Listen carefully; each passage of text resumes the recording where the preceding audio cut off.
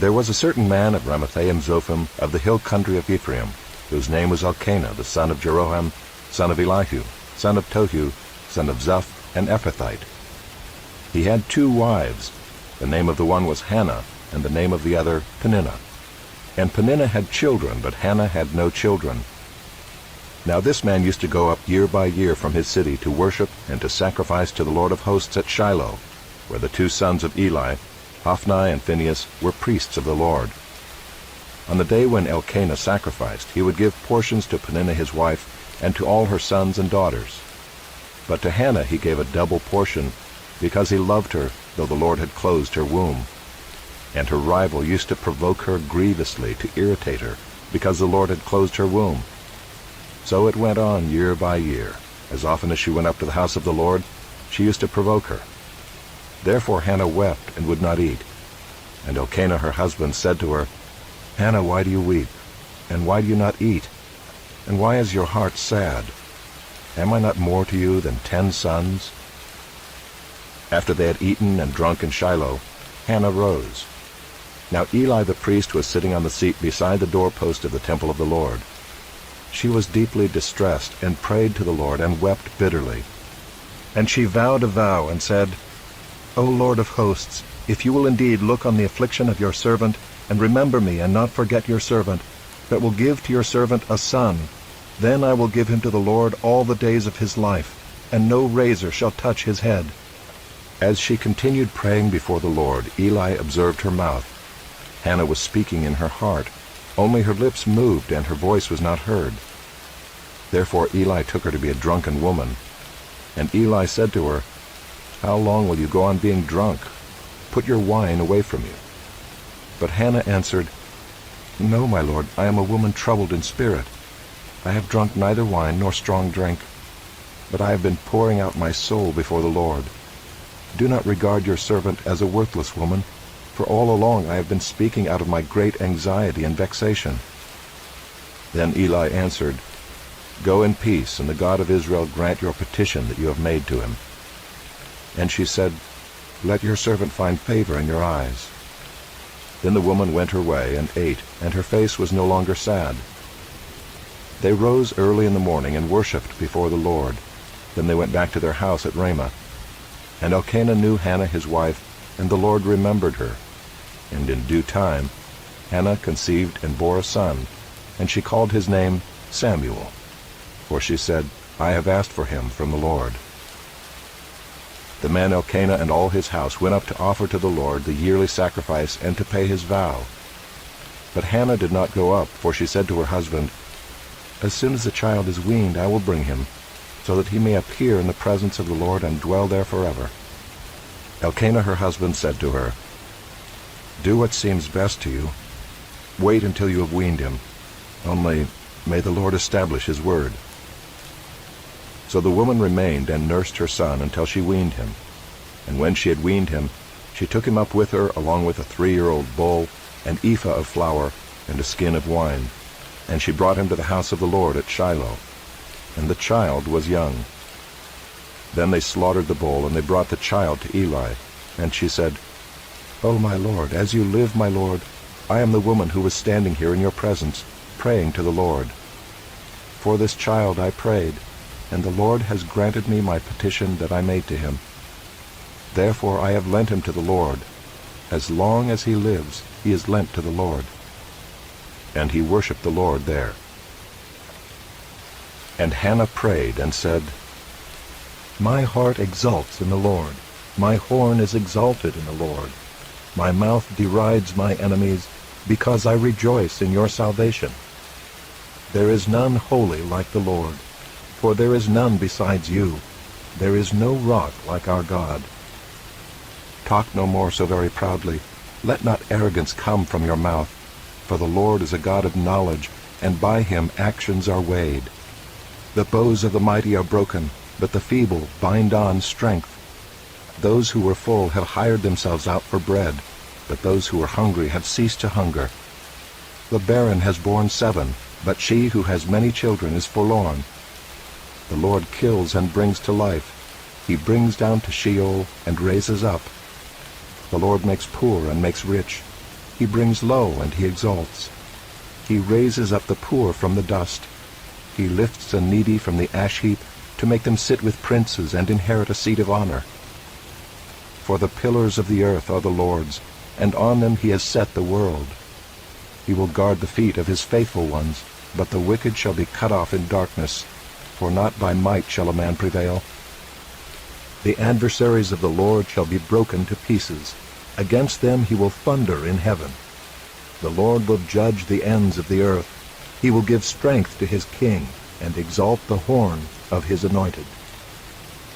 Then Elkanah went home to Ramah, and the boy was ministering to the Lord in the presence of Eli the priest. Now the sons of Eli were worthless men. They did not know the Lord. The custom of the priests with the people was that when any man offered sacrifice, the priest's servant would come while the meat was boiling, with a three-pronged fork in his hand, and he would thrust it into the pan or kettle or cauldron or pot. All that the fork brought up, the priest would take for himself. This is what they did at Shiloh to all the Israelites who came there. Moreover, before the fat was burned, the priest's servant would come and say to the man who was sacrificing, "Give meat for the priest to roast, for he will not accept boiled meat from you, but only raw." And if the man said to him, "Let them burn the fat first, and then take as much as you wish," he would say, "No, you must give it now, and if not, I will take it by force." Thus the sin of the young men was very great in the sight of the Lord, for the man treated the offering of the Lord with contempt. Samuel was ministering before the Lord, a boy clothed with a linen ephod, and his mother used to make for him a little robe and take it to him each year when she went up with her husband to offer the yearly sacrifice. Then Eli would bless Elkanah and his wife and say, "May the Lord give you children by this woman for the petition she asked of the Lord." So then they would return to their home. Indeed, the Lord visited Hannah, and she conceived and bore 3 sons and 2 daughters. And the boy Samuel grew in the presence of the Lord. Now Eli was very old, and he kept hearing all that his sons were doing to all Israel, and how they lay with the women who were serving at the entrance to the tent of meeting. And he said to them, "Why do you do such things? For I hear of your evil dealings from all these people." "No, my sons, it is no good report that I hear the people of the Lord spreading abroad. If someone sins against a man, God will mediate for him. But if someone sins against the Lord, who can intercede for him?" But they would not listen to the voice of their father, for it was the will of the Lord to put them to death. Now the boy Samuel continued to grow both in stature and in favor with the Lord, and also with man. And there came a man of God to Eli and said to him, "Thus says the Lord, Did I indeed reveal myself to the house of your father when they were in Egypt, subject to the house of Pharaoh? Did I choose him out of all the tribes of Israel to be my priest, to go up to my altar, to burn incense, to wear an ephod before me? I gave to the house of your father all my offerings by fire from the people of Israel. Why then do you scorn my sacrifices and my offerings that I commanded for my dwelling, and honor your sons above me by fattening yourselves on the choicest parts of every offering of my people Israel? Therefore the Lord, the God of Israel, declares, I promised that your house and the house of your father should go in and out before me forever. But now the Lord declares, Far be it from me, for those who honor me I will honor, and those who despise me shall be lightly esteemed. Behold, the days are coming when I will cut off your strength and the strength of your father's house, so that there will not be an old man in your house. Then in distress you will look with envious eye on all the prosperity that shall be bestowed on Israel, and there shall not be an old man in your house forever. The only one of you whom I shall not cut off from my altar shall be spared to weep his eyes out, to grieve his heart, and all the descendants of your house shall die by the sword of men. And this that shall come upon your 2 sons, Hophni and Phinehas, shall be the sign to you. Both of them shall die on the same day. And I will raise up for myself a faithful priest, who shall do according to what is in my heart and in my mind. And I will build him a sure house, and he shall go in and out before my anointed forever. And everyone who is left in your house shall come to implore him for a piece of silver or a loaf of bread, and shall say, Please put me in one of the priest's places, that I may eat a morsel of bread." Now the boy Samuel was ministering to the Lord in the presence of Eli, and the word of the Lord was rare in those days. There was no frequent vision.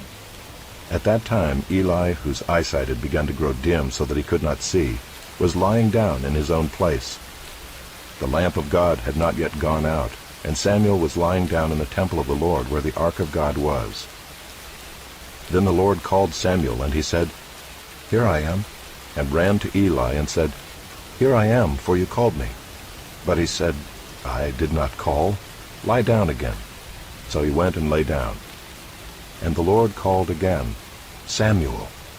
And Samuel arose and went to Eli and said, "Here I am, for you called me." But he said, "I did not call, my son. Lie down again." Now Samuel did not yet know the Lord, and the word of the Lord had not yet been revealed to him. And the Lord called Samuel again the third time, and he arose and went to Eli and said, "Here I am, for you called me." Then Eli perceived that the Lord was calling the boy. Therefore Eli said to Samuel, "Go, lie down, and if he calls you, you shall say, 'Speak, Lord, for your servant hears.'" So Samuel went and lay down in his place. And the Lord came and stood, calling as at other times, "Samuel, Samuel." And Samuel said, "Speak, for your servant hears." Then the Lord said to Samuel, "Behold, I am about to do a thing in Israel at which the two ears of everyone who hears it will tingle. On that day I will fulfill against Eli all that I have spoken concerning his house, from beginning to end. And I declare to him that I am about to punish his house forever, for the iniquity that he knew, because his sons were blaspheming God, and he did not restrain them. Therefore I swear to the house of Eli that the iniquity of Eli's house shall not be atoned for by sacrifice or offering forever." Samuel lay until morning. Then he opened the doors of the house of the Lord. And Samuel was afraid to tell the vision to Eli. But Eli called Samuel and said, "Samuel, my son." And he said, "Here I am." And Eli said, "What was it that he told you? Do not hide it from me. May God do so to you, and more also, if you hide anything from me of all that he told you." So Samuel told him everything, and hid nothing from him. And he said, "It is the Lord. Let him do what seems good to him." And Samuel grew, and the Lord was with him, and let none of his words fall to the ground. And all Israel from Dan to Beersheba knew that Samuel was established as a prophet of the Lord. And the Lord appeared again at Shiloh, for the Lord revealed himself to Samuel at Shiloh by the word of the Lord.